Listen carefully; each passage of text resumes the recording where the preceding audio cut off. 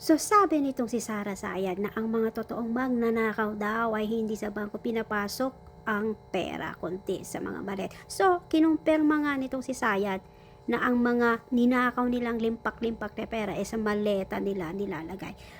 For example na lang itong si Kibuloy. So noon pa lang talagang ganito na yung kanilang ginagawa, pagnanakaw, pamamaraan ng pagnanakaw.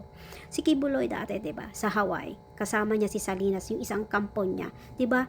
Naharang sila dahil sa pagtangka nilang pagpupuslit ng milyong-milyong piso na nakolekta ng mga kamiyembro nila sa pamamagitan ng pamamalimos, 'di ba?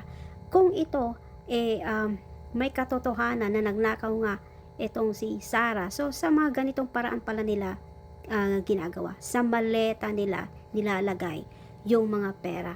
Cash. Cold cash.